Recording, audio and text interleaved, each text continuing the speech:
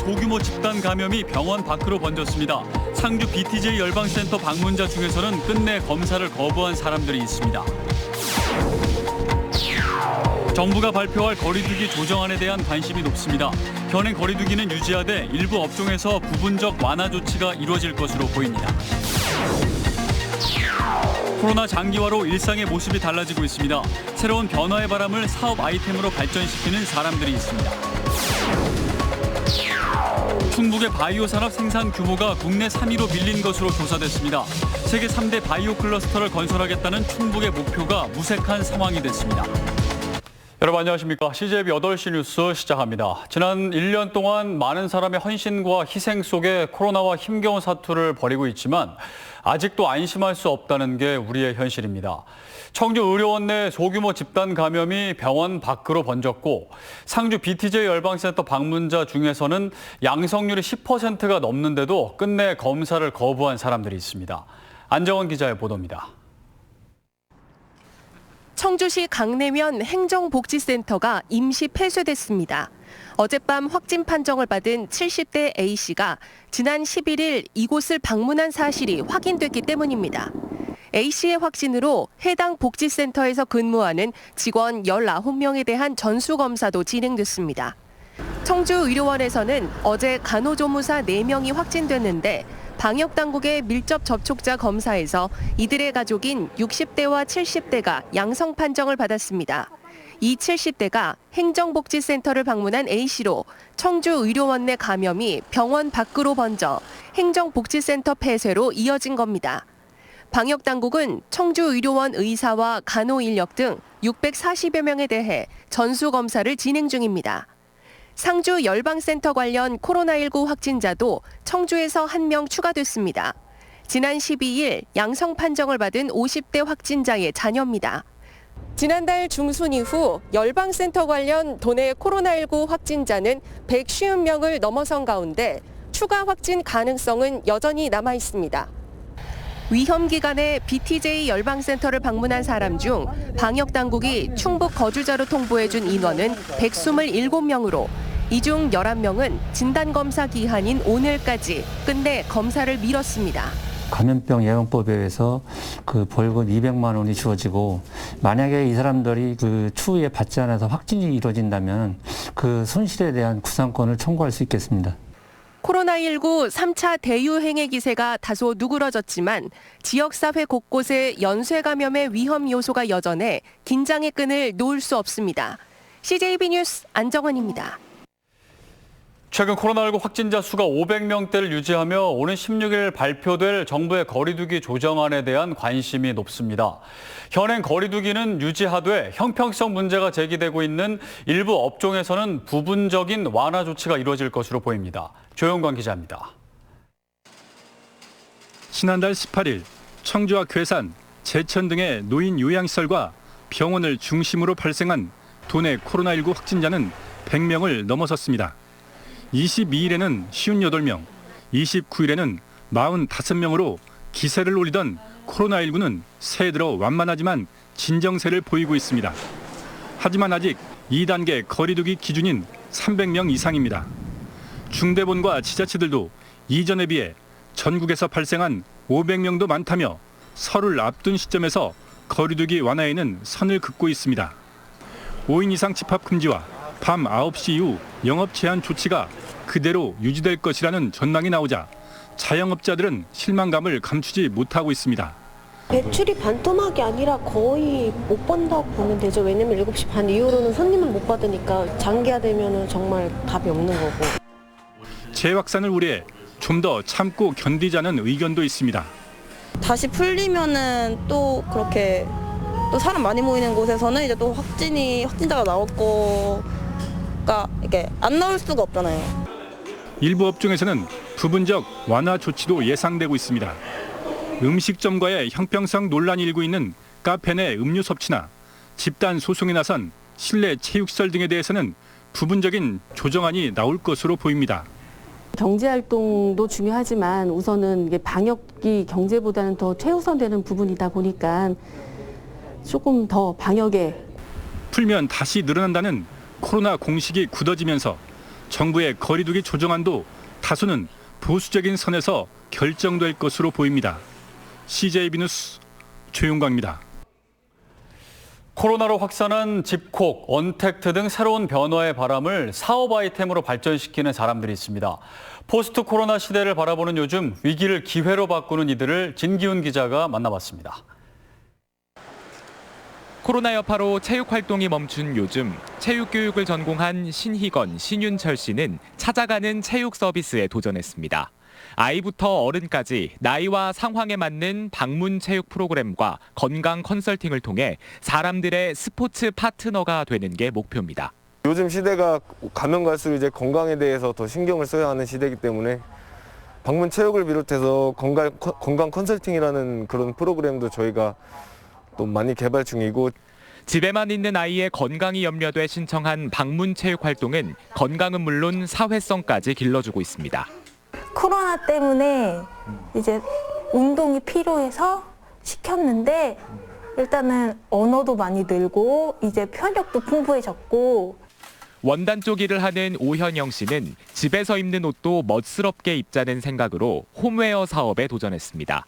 코로나로 확산한 집콕 문화로 집에 있는 시간이 많은 요즘 지역 작가들의 작품을 홈웨어에 입힌 작품을 입다라는 컨셉으로 일상 속 편안함에 문화 생활까지 접목했습니다.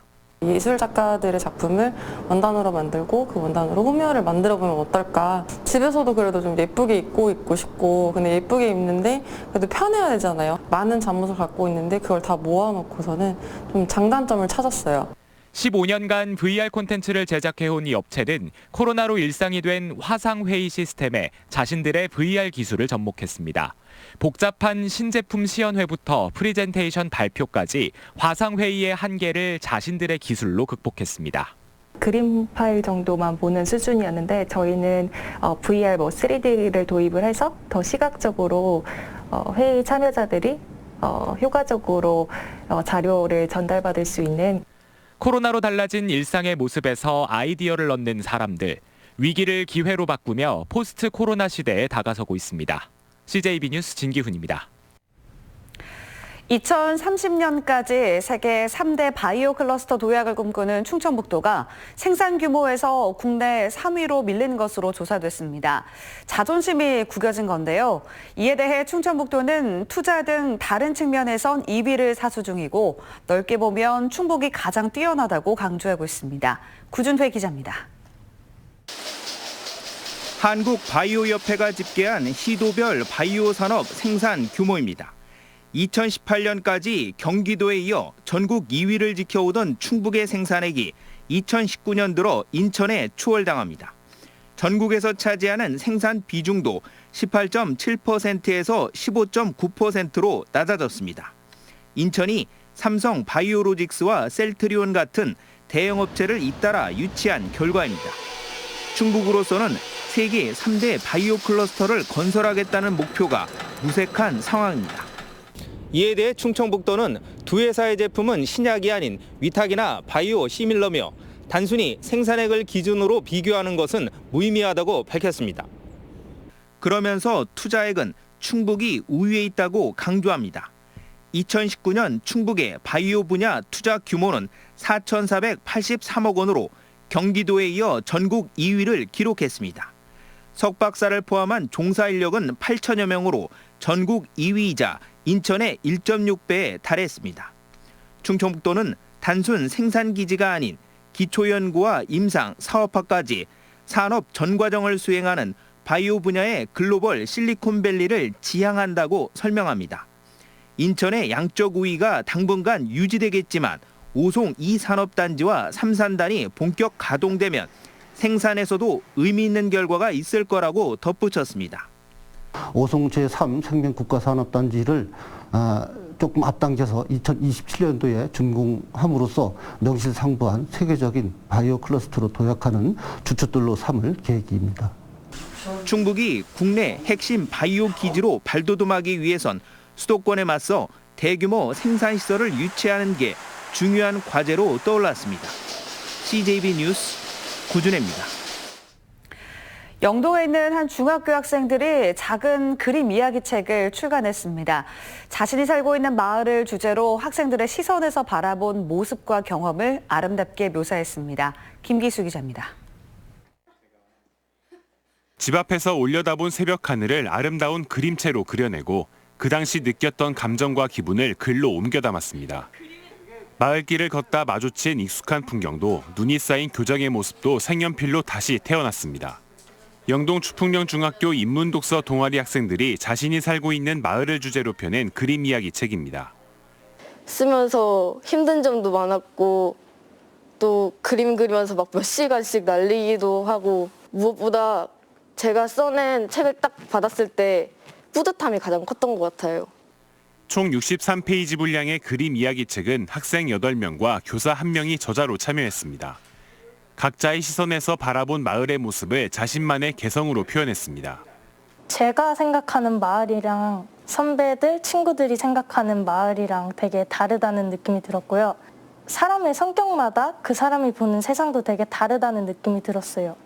방과 후 진행되는 별도의 동아리 활동이었지만 학생들에겐 아주 특별한 경험이 됐습니다. 교육이라는 것이 학교 교실에서만 이루어지는 게 아니고 교실 밖, 그리고 마을과 함께 이렇게 해나가는 거구나. 그래서 예전에 뭐 마을 하나에는 마을 전체가 뭐 키워낸다라는 얘기가 있듯이. 추풍령 중학교 학생들이 펴낸 그림 이야기 책의 판매 수익은 코로나19로 어려움을 겪고 있는 아이들과 환경단체에 기부할 예정입니다. CJB 뉴스 김기수입니다.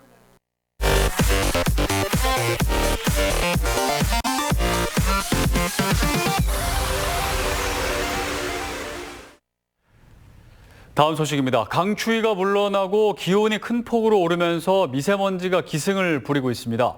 오늘 아침 청주 일부 지역의 미세먼지 농도는 세제곱미터당 200 마이크로그램을 웃돌며 매우 나쁨 수준을 보였습니다. 오후 들어 농도는 옅어지고 있지만 중부와 북부 지역 관측소 대부분이 100 마이크로그램 안팎의 나쁨 상태를 보이고 있습니다. 충북보건환경연구원은 중부 권역에 오전 5시를 기해 미세먼지 주의보를 발령했다가 오후 3시에 해제했습니다.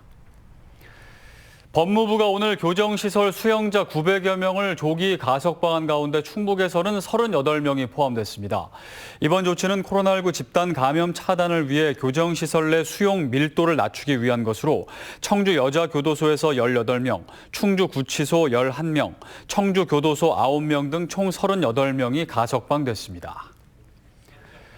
오늘 밤 11시부터 내일 새벽 4시까지 청주시 가덕면, 남일면 일대에 제한급수가 이루어집니다.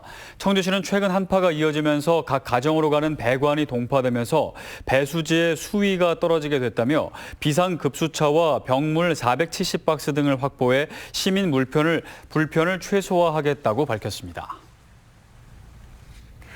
오는 4월 7일 실시되는 보은군 도의원 재선거에 도전할 예비 주자들이 예비 후보 등록을 마치고 본격적인 선거 운동에 돌입했습니다.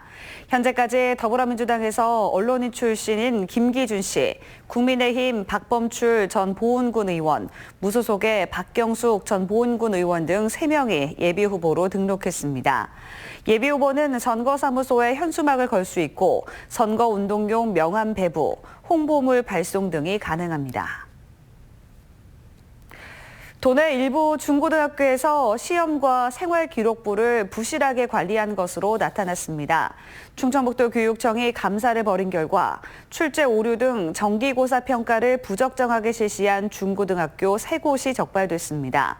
또 도내 210개 중고등학교를 대상으로 한 학교 생활기록부 특정 감사에선 동아리와 진로활동을 부적정하게 기재하는 등 32곳의 학교에서 45건의 부적정 처리 사례가 있었던 것으로 나타났습니다. 오늘 오전 8시 10분쯤 청주시 사창동 시계탑 인근 도로에서 SUV와 승용차가 부딪히는 사고가 발생했습니다. 이 사고로 승용차가 뒤집혀 운전자 29살 A씨가 목과 허리 등을 다쳐 병원으로 옮겨졌고 출근 시간 정체 현상이 빚어졌습니다. 경찰은 SUV가 3차선에서 차선 변경을 하다 2차선에 있던 승용차 조수석을 추돌한 것으로 보고 있습니다.